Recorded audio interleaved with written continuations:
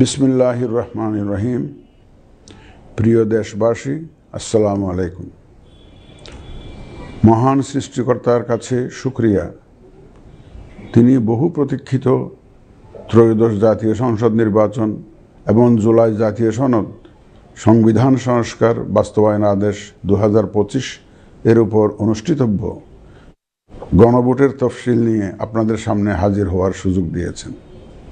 বক্তব্যের শুরুতে মহান বিজয় দিবসের প্রাক্কালে দেশবাসীকে জানাই অগ্রিম শুভেচ্ছা। মহান মুক্তিযুদ্ধে শহীদদের প্রতি জানাচ্ছি বিনম্র শ্রদ্ধা এবং তাদের আত্মার মাগফিরাত কামনা করছি। একই সাথে জুলাই আগস্ট 2024-এর ছাত্র গণ অভ্যুত্থানে শহীদদের স্মৃতির প্রতি জানাচ্ছি আমার শ্রদ্ধা এবং তাদের আত্মার শান্তির জন্য দোয়া করছি। মহান মুক্তিযুদ্ধ থেকে শুরু করে 2024-এর ছাত্র গণ অভ্যুত্থান পর্যন্ত সার্বভৌমত্ব এবং গণতন্ত্র প্রতিষ্ঠা ও রক্ষার সকল আন্দোলনে যারা আহত, নির্যাতিত ও ক্ষতিগ্রস্ত হয়েছেন তাদের প্রতি জানাই আমার আন্তরিক সমবেদনা।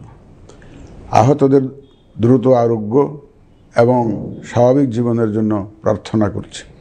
প্রিয় দেশবাসী, জাতি হিসেবে আমাদের অমোঘ শক্তি হচ্ছে স্বাধীনতা, সার্বভৌমত্ব ও গণতন্ত্রের জন্য আমাদের ভালোবাসা ও আত্মত্যাগ। জাতির প্রত্যাশাকে ধারণ করে আমাদের সংবিধান রাষ্ট্রের উপর জনগণের একচ্ছত্র মালিকানা নিশ্চিত করেছে। জনগণের প্রতিনিধিত্বশীল মালিকানা প্রতিষ্ঠার একমাত্র পথ হচ্ছে নির্বাচন। দুঃখজনক হলেও সত্য যে মানসম্মত নির্বাচনের অনুপস্থিতি প্রায়শই আমাদের ঐতিহ্য এবং সামষ্টিক প্রত্যাশাকে ম্লান করেছে। এমনই এক প্রেক্ষাপটে 2024-এর গণ অভ্যুত্থান সংঘটিত হয়েছে। আমাদের ভাই বোন সন্তানদের রক্তের উপর দাঁড়িয়ে আমাদের অঙ্গীকার হচ্ছে একটি সুষ্ঠু ও সুন্দর নির্বাচন অনুষ্ঠান, যা জাতি হিসাবে আমাদের প্রত্যাশা পূরণ করবে এবং বিশ্ব দরবারে আমাদের ভাবমূর্তি উজ্জ্বল করবে। আমার দৃঢ় বিশ্বাস আপনারা একই প্রত্যাশা ধারণ করেন এবং একই অঙ্গীকারাবদ্ধ। প্রিয় দেশবাসী, সুষ্ঠু ও গ্রহণযোগ্য নির্বাচনের লক্ষ্যে গত এক বছরে আমরা বেশ কিছু গুরুত্বপূর্ণ কাজ সম্পাদন করেছি। একটি স্বচ্ছ নির্বাচনের পূর্বশর্ত হচ্ছে একটি নির্ভুল, পূর্ণাঙ্গ ও স্বচ্ছ ভোটার তালিকা। আমরা শুরুতেই এই কাজে হাত দিই। গত এক বছরে নতুন ভোটার অন্তর্ভুক্তির পাশাপাশি ভোট বিমুখ এবং বাদ পড়া প্রায় 45 লক্ষ ভোটারকে তালিকায় অন্তর্ভুক্ত করা হয়েছে এবং 21 লক্ষাধিক মৃত ভোটারকে তালিকা থেকে বাদ দেওয়া হয়েছে। নারী ভোটারদের যথাযথ অন্তর্ভুক্তির অভাবে পুরুষের সাথে নারী ভোটারের ব্যবধান বেড়ে প্রায় 29 লক্ষে গিয়ে দাঁড়ায়।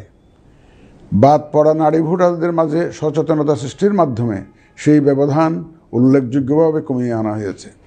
আইন সংশোধন করে ভোটার হওয়ার যোগ্যতার তারিখ প্রতি বছর 1 জানুয়ারির পরিবর্তে কমিশন কর্তৃক নির্ধারিত দিনে নির্ধারণ করা হয়েছে। এর ফলে 31 অক্টোবর 2025 পর্যন্ত যোগ্য তরুণ ভোটারগণ ভোট দিতে পারছেন। গত 18 নভেম্বর প্রকাশিত তালিকা অনুযায়ী বর্তমানে দেশে ভোটারের সংখ্যা দাঁড়িয়েছে 12,76,95,183 জনে। এর মধ্যে পুরুষ ভোটারের সংখ্যা 6,48,14,907 জন এবং নারী ভোটারের সংখ্যা 6,28,79,042 জন। গত এক বছরে নির্বাচন কমিশনের সক্ষমতা বৃদ্ধির পাশাপাশি সংশ্লিষ্ট সকলের জবাবদিহিতা বাড়াতে আমরা বহুবিধ আইনি ও কাঠামোগত সংস্কার সম্পন্ন করেছি। গণপ্রতিনিধিত্ব আদেশ এবং রাজনৈতিক দল ও প্রার্থীদের আচরণবিধিতে যথাযথ পরিবর্তন, সংশোধন ও পরিমার্জন করা হয়েছে। নির্বাচন ব্যবস্থা সংস্কার কমিশনের বিভিন্ন সুপারিশের পাশাপাশি নির্বাচন কমিশনের নিজস্ব মূল্যায়ন ও অংশীজনের পরামর্শের ভিত্তিতে এসব সংস্কার করা হয়েছে। এই উদ্যোগ সফলভাবে সম্পন্ন করতে সহযোগিতার জন্য আমি অন্তর্বর্তীকালীন সরকার, নির্বাচন ব্যবস্থা সংস্কার কমিশন ও জাতীয় ঐকমত্য কমিশন সহ সকল অংশীজনদের জানাই আমার কৃতজ্ঞতা। প্রিয় দেশবাসী, বিভিন্ন কারণে এবারের নির্বাচন আমাদের জাতির ইতিহাসে অনন্য ও গুরুত্বপূর্ণ। প্রথমত, প্রকৃত গণতান্ত্রিক ধারা পুনঃপ্রতিষ্ঠার পাশাপাশি কাঙ্ক্ষিত সংস্কার প্রশ্নে সিদ্ধান্তের নির্বাচন এটি। এবার জাতীয় সংসদ নির্বাচন ও গণভোট একই দিনে অনুষ্ঠিত হবে, যা একটি নতুন অভিজ্ঞতা। দ্বিতীয়ত, সংশ্লিষ্ট সকল রাষ্ট্রীয় ও গণতান্ত্রিক প্রতিষ্ঠানের জন্য এই নির্বাচন হচ্ছে সক্ষমতা প্রমাণ করে ভাবমূর্তি পুনরুদ্ধারের অনন্য সুযোগ। তৃতীয়ত, দীর্ঘ গণতান্ত্রিক আন্দোলন সংগ্রামের পর দেশের স্বার্থে রাজনৈতিক দলসমূহের মাঝে সৌহার্দ্যপূর্ণ গণতান্ত্রিক প্রতিযোগিতার ধারা প্রবর্তনের দাবি রাখে এই নির্বাচন।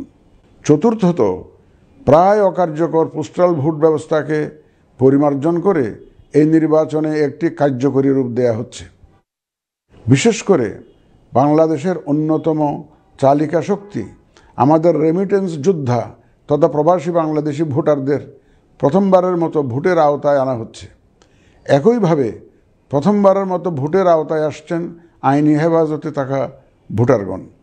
এছাড়াও নিজ নির্বাচনী এলাকার বাইরে কর্মরত সরকারি কর্মচারী এবং নির্বাচন অনুষ্ঠানের সাথে সম্পৃক্ত ব্যক্তিগণ পোস্টাল ব্যালটের মাধ্যমে এবার ভোট দিবেন। প্রিয় ভোটারবৃন্দ, ভোট আপনার শুধু নাগরিক অধিকারই নয়, বরং পবিত্র আমানত ও দায়িত্ব। এই দায়িত্ব সচেতনভাবে আপনারা পালন করবেন, এ আমার বিশ্বাস। যে কোনো ভয়ভীতি, প্রলোভন, প্রবঞ্চনা এবং সীমাবদ্ধতার ঊর্ধ্বে উঠে নিঃসংকোচে আপনাদের ভোটাধিকার প্রয়োগ করুন।